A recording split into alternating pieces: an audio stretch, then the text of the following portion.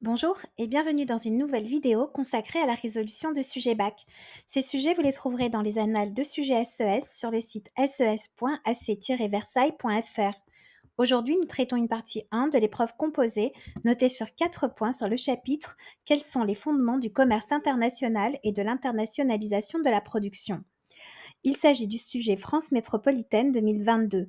Vous montrerez comment les dotations factorielles peuvent expliquer la spécialisation internationale.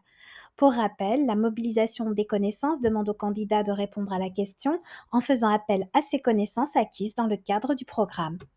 J'insiste, pour traiter la partie 1, il ne suffit pas de répondre par des définitions, par exemple ici, dotation factorielle ou spécialisation internationale.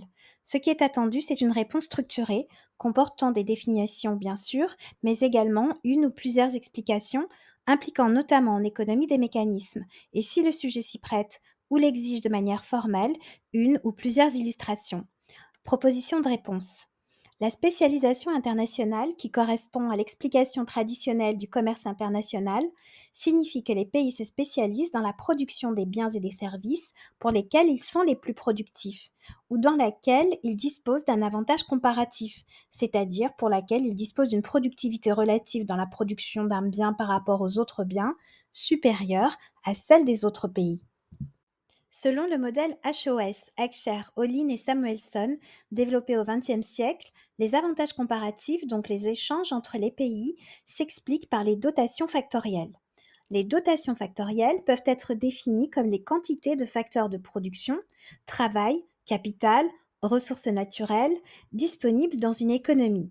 Ces dotations factorielles renvoient donc à l'abondance ou à la rareté relative des facteurs de production présents sur un territoire. Un pays pourra se spécialiser dans la production de biens et services nécessitant le facteur de production qu'il détient de manière relativement abondante et exportera ses produits, tandis qu'il importera les biens et services qui incorporent les facteurs de production qui lui sont rares.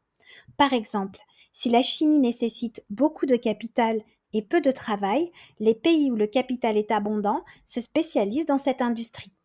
Autrement dit, chaque pays pourra se spécialiser dans la production pour laquelle il possède une meilleure dotation en facteurs de production.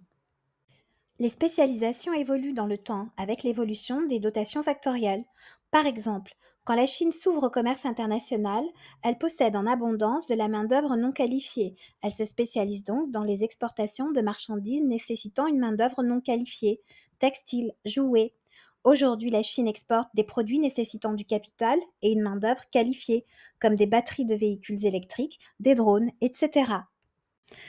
Cette vidéo est à présent terminée et je vous retrouve très bientôt pour un nouveau sujet bac. Au revoir.